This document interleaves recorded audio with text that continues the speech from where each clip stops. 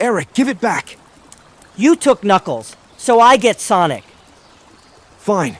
You can have Tails and Shadow, and I will take Sonic and Knuckles. Is that fair? Eric thinks for a few seconds.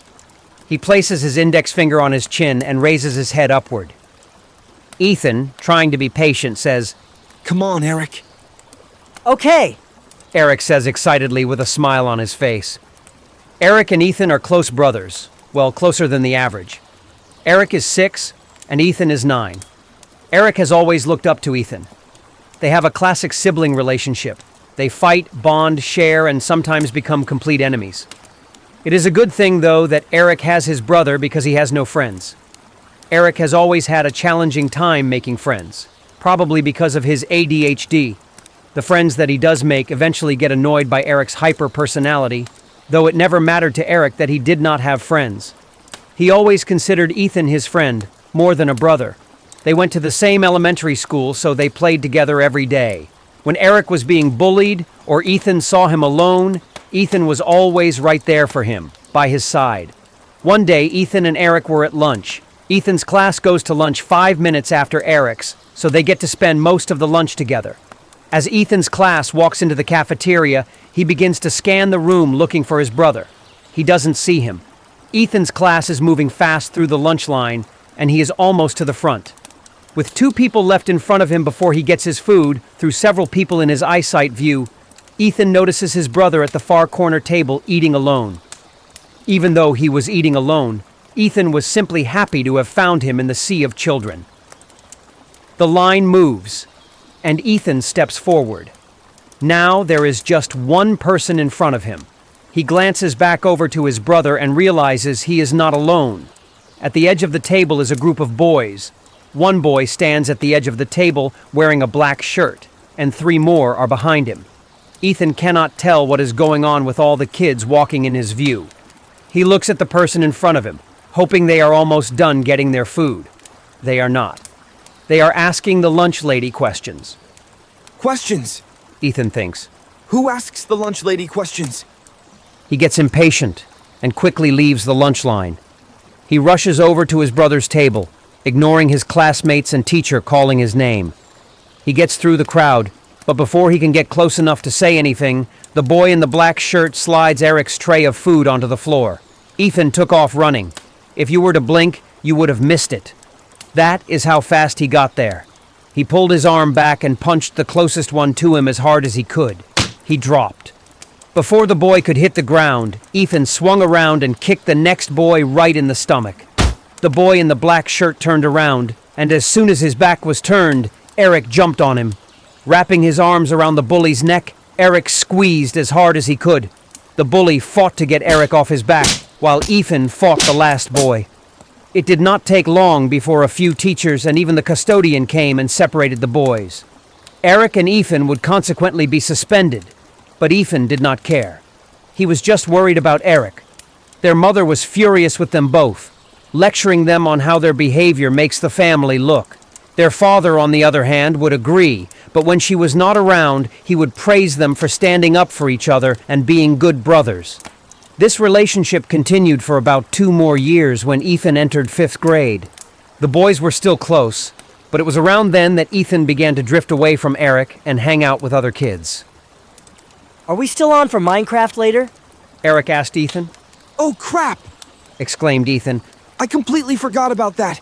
I promised Jake that I would come over. Eric's face went from excitement to disappointment, and Ethan could tell he let his brother down. Ethan tried to compromise with Eric. How about this? I'll meet Jake at 7, and I'll be back in 1 hour. Deal? Eric has been working on telling time, so he thinks for a minute and then says, So you'll be back at 8 o'clock? Eric asks, questioning whether he was right about the time. Ethan chuckles and says, Yeah, 8 o'clock. The boys finish dinner at around 6:45, and Ethan asks his mother if he can go to Jake's house. His mother obliges, and he takes off. Eric watches as his brother runs out the front door, but he's not upset because he knows Ethan will be back in 1 hour. Eric finds several things to do to occupy his time. He colored, drew pictures, did puzzles, and even helped his mom clean the kitchen. Eric did not run out of things to do, and he was so distracted with doing other stuff that he had not even noticed it was 5 after 8. Eric ran to his room, turned on the TV and game, and waited patiently for Ethan. Eric waited for 30 minutes before his brother finally came home. Ethan forgot about Eric. He came home to find his brother sleeping with the TV on and the game still running. Ethan realizes what he's done and figures Eric must have fallen asleep waiting for him. He felt bad, but there was nothing he could do about it now. This behavior persisted for a few months, with Ethan forgetting about his plans with Eric and opting instead to spend time with his friends rather than with his brother. The boy's father passed in the beginning of the school year, and it was rough for them as well as their mother. It was especially hard for Ethan, and it showed in his behavior. He would talk back to his mother and be rude and inconsiderate to Eric. Overall, he was turning into someone he was not. Ethan started hanging out with the older kids in the neighborhood, mostly 6th graders and 2 7th graders. They were always doing things they shouldn't, like vandalism, hanging out in abandoned buildings, stealing, and even being violent toward others. Luckily, Ethan did not attend their school, or this behavior may have gotten worse. It wasn't until one of the 7th graders he was spending time with organized a plan to steal from a local corner store that Ethan realized who his group of friends were. Matt, Carl, Ethan, Jake, and the 2 7th graders, Josh and Ryan, planned to steal some snacks from a corner store. Ryan and Josh were the masterminds who produced the plan, while Matt, Carl, Ethan, and Jake went along with it. Matt, Carl, and Jake were supposed to walk around the store and be a distraction. Josh oversaw getting the cashier's attention by asking dumb questions and getting the cashier to engage in conversation. Ryan was the lookout, and Ethan, unfortunately, was tasked with the actual theft. The boys enter the store, except Ryan, who stayed outside to watch out for the police.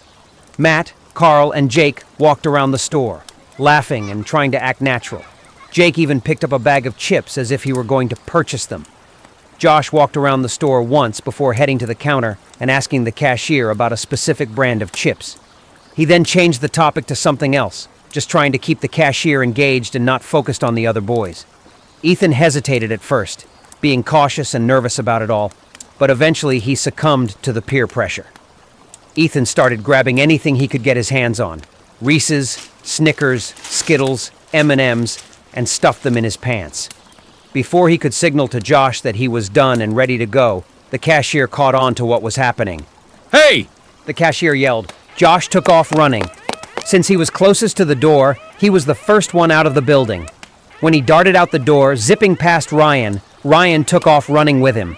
Matt and Carl raced to the door as fast as they could, dodging and spinning around the cashier as he tried to grab them, barely getting away. Jake threw his hands in the air, still holding the bag of chips he picked up as a decoy. He felt instant regret, but that regret was immediately lifted when he realized he hadn't stolen anything. What did I do? Jake pleaded. You know what you did. Don't play stupid, kid. The cashier replied. Ethan was shitting his pants, metaphorically of course, but he was terrified. Not only had they been caught, but he was the one who was stealing. He tried to stay calm, but his heart was beating as fast as Speedy Gonzales. Empty your pockets, The cashier said to Jake. Jake began pulling his pockets inside out, showing the cashier he had not taken anything. See, I promised I was going to pay for the chips. I didn't steal anything. Jake explained. The cashier, suspicious but hopeful, looks over at Ethan. And you? He says, with squinty eyes, like suddenly the sun was there inside the store. Ethan froze. His first thought was to run. He even played it out in his head, but he couldn't leave Jake. Pocket, The cashier insisted. Ethan had no choice. He hung his head and pulled the candy out of his pants. The cashier was surprised at how much he had taken, but couldn't show his amazement. Okay, I'm calling the cops, He said, and he turned to walk back to the register. Jake took that as an opening, and as soon as the cashier turned his back, he sprinted right past him and out the door. The cashier tried to run after him, but by the time he realized what was happening, Jake was already at the door. Ethan was enraged. Jake just left him. I mean, Ethan could make sense of everyone else leaving him, but not Jake. The cashier was not taking any more chances. He grabbed Ethan by the arm and walked to the register. So, whose idea was it? The cashier asked Ethan. The older boys. Ethan said with resentment.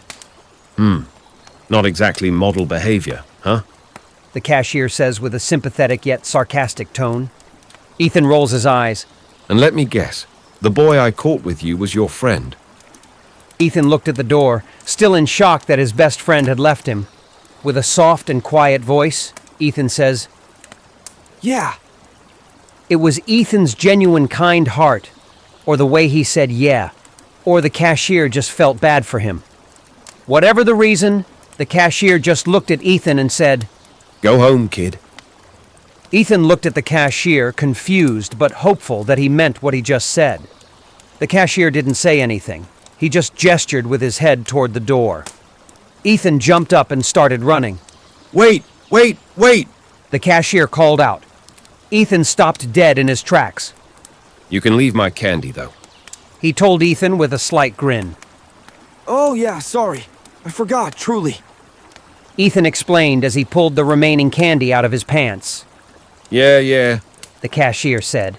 And as Ethan walked out the door, the cashier yelled out to him. Make better choices, kid.